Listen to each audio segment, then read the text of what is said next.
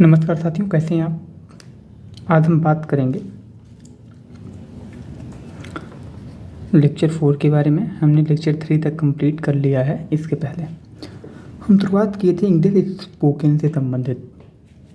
तो English spoken या हम इंग्लिश को बोल पाएँ किसी भी हिंदी के सेंटेंस को या वाक्य को सुनकर, इसके लिए आवश्यक क्या हो जाता है। मान लीजिए कोई एक सेंटेंस है, क्या है, एक वाक्य है। हमें इंग्लिश बोलने के लिए यह ज़रूरी हो जाता है कि इस वाक्य का सबसे पहले क्या निकल जाए, काल या टेंस का पता हो। मैं एक रिवीजन ही कर रहा हूँ। इसके टेंस का पता हो तो इस सेंटेंस का सबसे पहले टेंस निकाला जाता है। टेंस में कैसे, प्रेजेंट, पास्ट और फ्यूचर। थोड़ा सा रिवीजन ही कर लेते हैं। अगर ये अंत में जो साउंड निकल कर आ रहा है, जैसे वह खेलता है, वह खेलती है, वे जाते हैं, तो इस तरीके का जो भी वाक्य होगा वो क्या हो जाएगा, प्रेजेंट टेंस में। ठीक है, प्रेजेंट टेंस में है, हैं, हूँ, हो। और अगर अंत में क्या आ रहा है, गा, गी, गे, तो ये फ्यूचर टेंस में आएगा। और जैसे या था, ई थी, ए थे,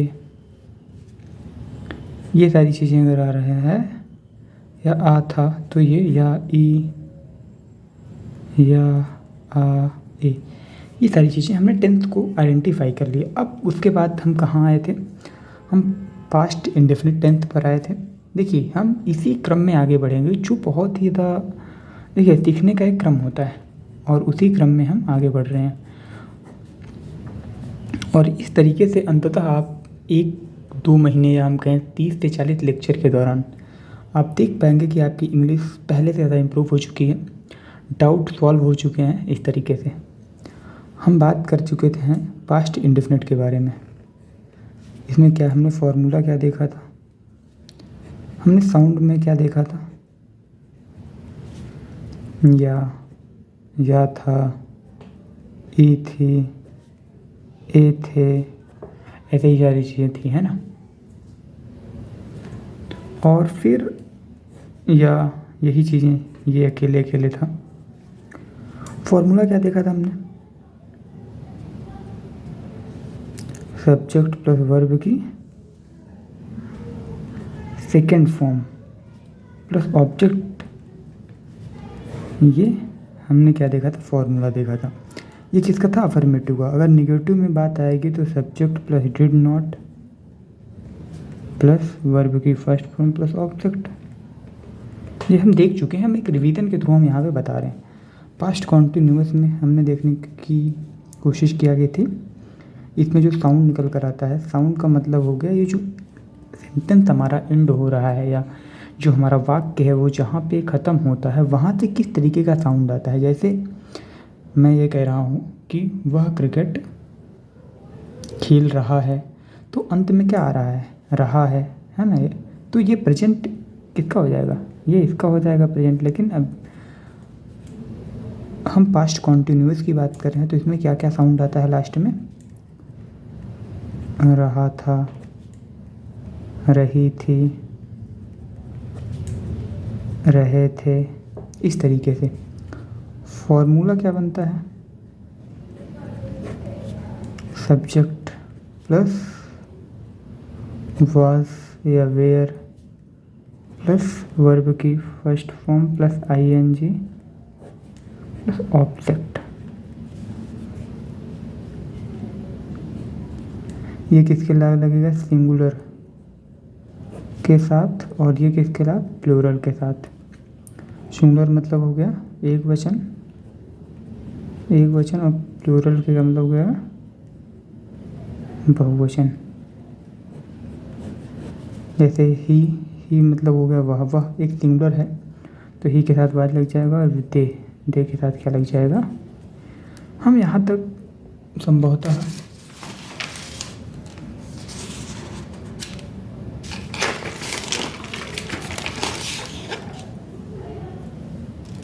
देख चुके ही हैं। एक चीज़ में और था, जैसे मान लीजिए साउंड क्या निकल कर आ रहा हो, साउंड अगर ता था, ती थी, ते थे, अगर ये ऐसा निकल कर आ रहा है तो इसमें क्या था, इसमें एक फॉर्मूला हमने बताया था, यहाँ पे देख लेते हैं हम। फॉर्मूला क्या बन जाता है फिर, सब्जेक्ट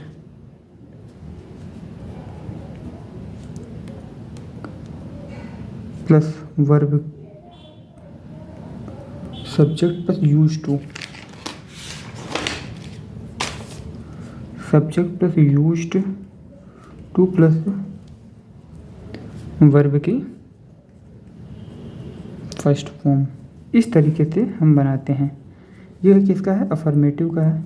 फिर हम निगेटिव में अगर बताएं, अफर्मेटिव का मतलब होगा, जैसे मैं एक उदाहरण के ही थ्रू इसे समझाने की कोशिश करता हूँ। देखते हैं, जैसे गीता, जैसे गीता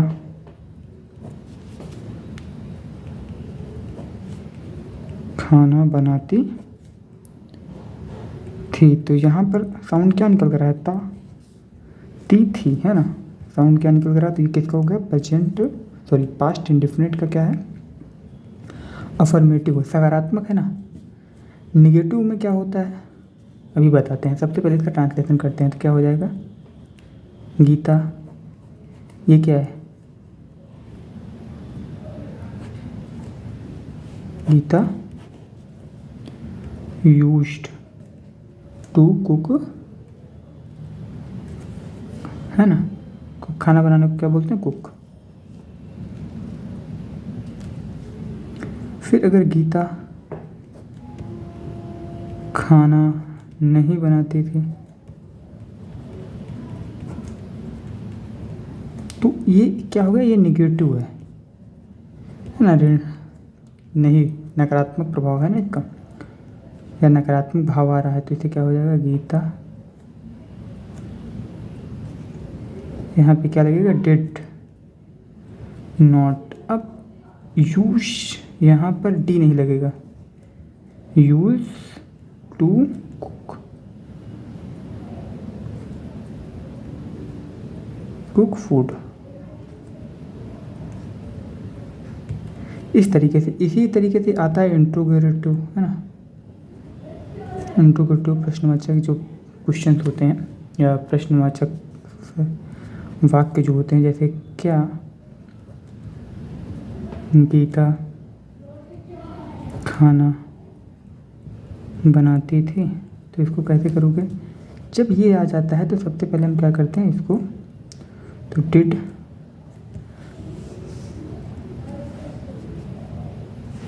अगर इसका फॉर्मूला मैं लिखना चाहूँ तो did plus subject plus use to plus verb की फर्स्ट फॉर्म प्लस ऑब्जेक्ट। तो did Geeta use to cook food, हम यहाँ तक कर लिए थे। आज हम बात करेंगे किसके बारे में, जो हमारा मेन है। आप कहेंगे कि आप सीधा पास्ट इंडेफिनिट, पास्ट कॉन्टिन्यूअस के बाद प्रेजेंट इंडेफिनिट पे आ गए। ये एक रूल है, इसी बेस पर हम आगे बढ़ेंगे। लेकिन मेन चीज़ क्या होता है कि हमें क्या सीखना है, इंग्लिश सीखनी है। तो हम किस तरीके से सीखें, ये सबसे इम्पॉर्टेंट हो जाता है। तो यहाँ पर क्रम ये है कि मैं अभी आपको क्या बताऊँगा, प्रेजेंट इंडेफिनिट टेंस के बारे में। तो इसका फॉर्मूला जो निकल कर आता है, सब्जेक्ट प्लस वर्ब की फर्स्ट फॉर्म प्लस एस या ई एस या आई ई एस, एस या ई एस या आई ई एस, ये चीज़ें लगती हैं, प्लस ऑब्जेक्ट। निगेटिव में क्या होता है, सब्जेक्ट प्लस डू या does plus not plus verb की फर्स्ट फॉर्म प्लस ऑब्जेक्ट। देखो यहाँ पर निगेटिव वाले में ये चीज़ें यहाँ चली जाती हैं, इसलिए यहाँ पर अलग से नहीं दिया गया। देखते हैं,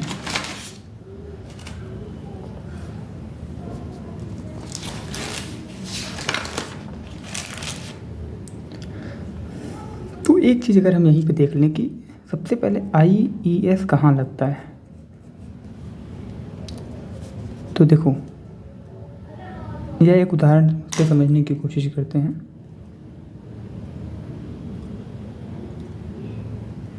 और ये कहाँ लगेगा? ये आपका लगेगा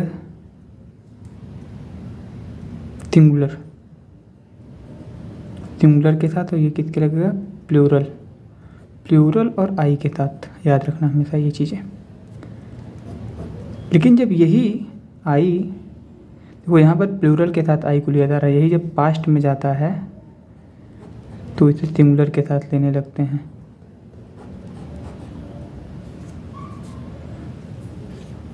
अभी प्लूरल के साथ है। जैसे एक उदाहरण है, वह क्रिकेट खेलता है, तो इसका क्या हो जाएगा? वह का क्या होगा? ही अफर्मेटिव है, नहीं है ना, इसमें नहीं का उपयोग नहीं किया गया है, तो सब्जेक्ट प्लस वर्ब की फर्स्ट फॉर्म PLAY वर्ब की फर्स्ट फॉर्म हो गया। अब क्या लगेगा? इसमें से कुछ ना कुछ तो लगेगा, SES या IES। तो इसमें क्या हो जाता है? प्लेस। आप पूछ सकते हैं कि यहाँ पर ES क्यों नहीं लगाया है, IES क्यों नहीं लगाया। अभी हम इसको आगे बताते हैं कि क्यों हमने ऐसा नहीं किया। Place cricket. फिर एक एग्जांपल लेते हैं, जैसे वे क्रिकेट खेलते हैं, तो दे प्ले क्रिकेट। आप पूछ सकते हैं यहाँ पर एस भी नहीं लगाया आपने, क्यों? ये जो चीज़ें हैं ये किसके साथ लगते हैं? सिंगुलर के साथ। मतलब एक वचन जो करता है, वे क्या दिखाता है? दे एक क्या है? प्लूरल है। समझ रहे हैं आप? इसलिए यहाँ पर ये नहीं लगेगा। अब देखते हैं इसका जो फॉर्मूला है, इसी को हम देख लेने की कोशिश करते हैं। देखो, IES वहाँ लगता है जहाँ पर वाई, जैसे ये क्रिया है, ये एक्शन है ना, एक्शन। उसने क्या किया? खेला। क्या किया? ये ऑब्जेक्ट हो गया और ये सब्जेक्ट हो गया। ये ऑब्जेक्ट हो गया और ये क्या हो गया? एक्शन हो गया। तो जो एक्शन है, एक्शन में आप देखेंगे कि जहाँ पर जो वर्ड है उसका एंड हो रहा है वो वाई होना चाहिए, और उससे पहले कॉन्सोनेंट, ये क्या होना चाहिए? कॉन्सोनेंट होना चाहिए। कॉन्सोनेंट वाला समझते हैं? AEIOU, ये क्या हो गया? वॉवेल हो गए भाई, वॉवेल हो गए। इसको छोड़कर जो भी हमारे लेटर बच रहे हैं वो क्या हो गए? कॉन्सोनेंट हो गए। 21। अब यहाँ पर क्या था? यहाँ पर एस इसलिए लगा क्योंकि वाई के पहले क्या है? ए है। मतलब वाई के पहले कॉन्सोनेंट नहीं है, वॉवेल है, इसलिए ये मतलब ये IES उन्हीं के साथ लगता है जहाँ पर क्रिया के अंत में वाई हो और उसके पहले क्या हो? कॉन्सोनेंट हो। फॉर एग्ज़ाम्पल अगर हम बात करने की कोशिश करते हैं, जैसे स्टडी है, तो स्टडी वाई है और इसके पहले क्या है? एल क्या है? कॉन्सोनेंट है। तो जब इसके साथ, जैसे वह पढ़ता है,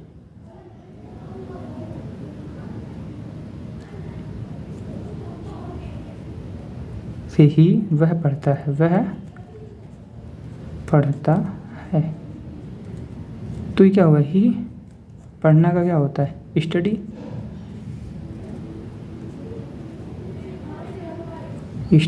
और इसके साथ क्या लग रहा है?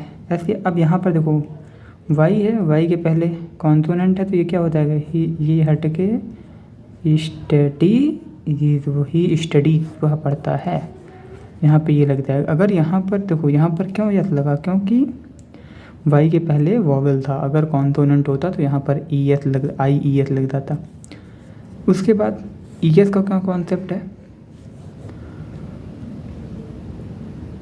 अगर लास्ट में हम लोग आगे पेज में देख लेते हैं कि ES का क्या कॉन्सेप्ट निकल कर सामने आता है कि ईएस कहाँ पर,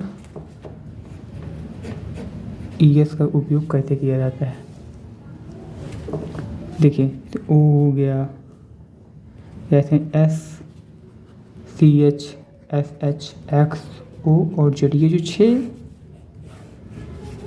है ना, 6 हैं, 1 2 3 4 5, अगर इनसे किसी भी रिएक्शन का इंड हो रहा हो तो हम क्या करते हैं, जैसे वाश SH है, तो जब हम इसका प्रयोग करते हैं, जब हम सेंटेंस बनाने लगे तो वहाँ पर क्या हो जाएगा,